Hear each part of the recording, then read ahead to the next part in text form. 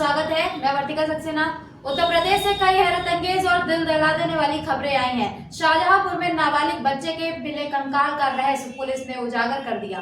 वहीं मेरठ में पत्नी ने जहरीली नागिन का रोल अदा कर पति को मौत के घाट उतार दिया।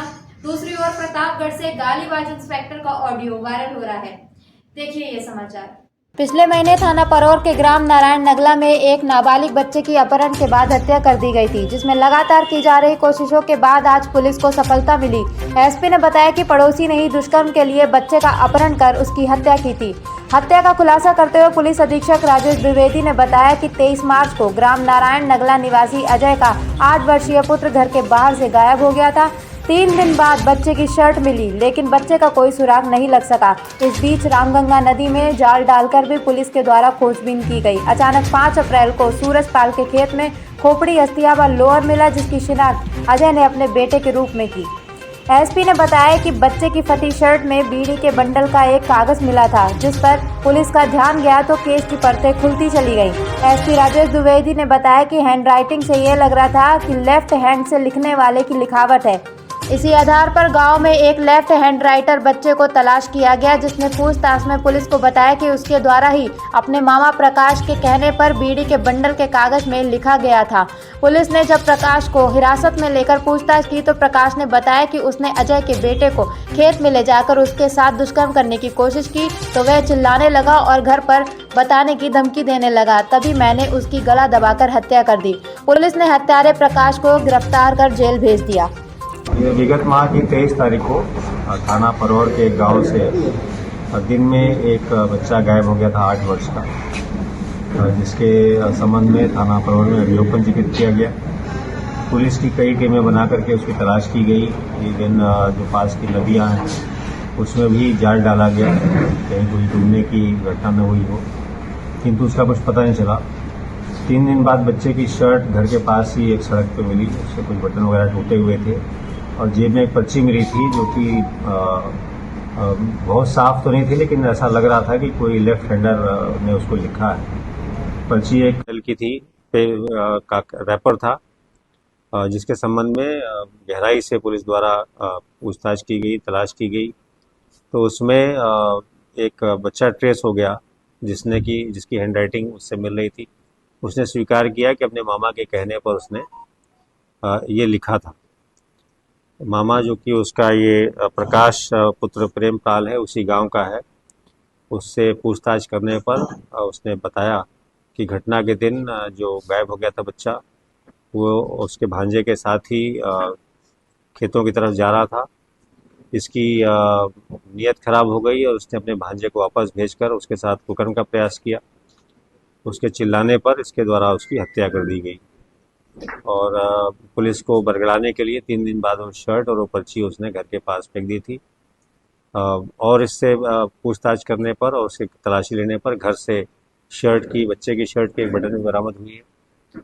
बच्चे का जो मिसिंग पार्ट्स बरामद हुए थे एक खेत से, बॉडी पार्ट्स, उनको हमने डीएनए के लिए भेजा हुआ है ताकि तस्दीक हो सके कि ये बॉडी उसी बच्चे की है, किंतु सारा सर्कमस्टेंशियल एविडेंस और जो अन्य साक्ष्य हैं वो साबित करते हैं कि इस व्यक्ति ने उस गायब हुए बालक की हत्या कर दी।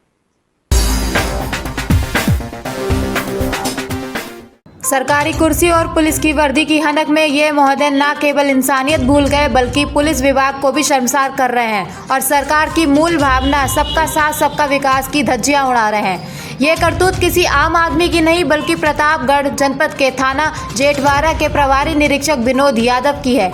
वायरल ऑडियो में विकास पांडे अपनी बहन को बुरी तरह से पीटे जाने की शिकायत इंस्पेक्टर विनोद यादव से फोन पर करते हैं। जवाब में इंस्पेक्टर यादव गालियों की बौछार से विकास पांडे की हौसला अफजाई करते हैं। जब इतने में भी इंस्पेक्टर विनोद यादव को तसल्ली नहीं हुई तो उन्होंने गाली देते हुए ब्राह्मण जाति को ही अपमानित करना शुरू कर दिया। अब देखना यह है कि गालीबाज इंस्पेक्टर को सरकार सबक सिखाकर पीड़ित को न्याय दिलाएगी। हेलो हेलो टाइम मार था तूने दे इंस्पेक्टर बोल रहा हूँ। सर मैं यहाँ पे विकास पांडे की दुकान पे सर मेरी गाड़ी जस्ट पहुंची है। सर आप आइए। इन लोगों ने मेरी बहन को बहुत बुरी तरीके से मारा है। सर मेरी गाड़ी मारा है सर सुभाष पांडे विकास पांडे बस गप्पी गाड़ी रुको यही घर है। हम लोग वही सामने ही हम लोग पहुंच आए सर। बस तुरंत आप आइए सर। हम लोग पहुंच गए। काहे मारे हैं बताइए। सर दारू पी के सर मारे हैं लोग। सर दारू पी के और इन लोगों ने कौन है तुम्हारे जो मारे? जीजा है सर। जीजा है और यही बताओ ना जीजा ने मारा है। जी हाँ सर। हाँ सर सर जीजा मारे हैं। सर मेरी बहन को बुरी तरीके से मारा है सर। लोग जीना दोहर कर दिए और नाइट जोहार। सर क्या करें सर क्या करें हम सर क्या करें सर। लोग जो है ना कि जीना दोहर कर दिए जब चाह रहे तब मार कर ले रहे तुम लोग। सर क्या है सर अभी दोनों पढ़ रहा हूँ। हे प्रभु, ये क्या हो गया? जिस नारी को सती सावित्री और सती अनसुईया की उपमा दी जाती है, जिसे पूजनीय माना जाता है, उसी नारी के एक वर्ग ने करोड़ों महिलाओं को शर्मसार करना शुरू कर दिया है। लगातार दिल दहला देने वाली घटनाओं ने समाज के गिरते मूल्यों पर चिंतन के लिए विवश कर दिया है। मेरठ में ड्रम में पति को पैक करने वाली मुस्कान को लोग अभी भूल भी नहीं पाए थे कि इसी जनपद में पत्नी के रूप में जहरील नागिन रविता ने अपने पति अमित को डस लिया। जी हाँ, अपने प्रेमी अमरदीप के साथ मिलकर रविता ने ऐसा भयानक षड्यंत्र रचा कि बड़े बड़े अपराधी भी पीछे रह जाएं। अवैध संबंधों से नाराज पति अमित रविता से मारपीट करता था। इसी बीच रविता ने अमरदीप के साथ ऐसा षड्यंत्र रचा कि जानकर पुलिस अधिकारी भी दंग रह गए। अमरदीप ने एक सपेरे से 1000 रुपये में सांप खरीदा, फिर अमित की गला दबाकर हत्या कर दी। हत्या को सांप से डसने का रूप देने के लिए अमित के शव के नीचे सांप को दबा दिया गया, जिससे सांप ने अमित के शव को 10 बार डसा। सुबह रविता ने चीख चीख कर मोहल्ले भर को इकट्ठा कर लिया और रो रो कर बताया कि जहरीली नागिन ने बदला लिया है, उसे नागिन ने डस लिया है। वहीं सपेरा बुलाया गया जिससे सांप खरीदा गया था। बस फिर क्या, सपेरे ने सांप को पकड़ लिया, लेकिन अमित के घर वालों को शक हुआ। शव का पोस्टमार्टम कराया गया। पोस्टमार्टम में गला दबाकर हत्या की बात सामने आते ही सारा राज खुल गया और जहरील नागिन रविता तथा उसके प्रेमी अमरदीप को पुलिस ने गिरफ्तार कर लिया। Recently news bureau. भीषण गर्मी को देखते हुए समाज सेवी विनय अग्रवाल ने राजकीय मेडिकल कॉलेज में निशुल्क प्याव लगाया है, जहां पर शीतल जल लोगों को उपलब्ध होगा।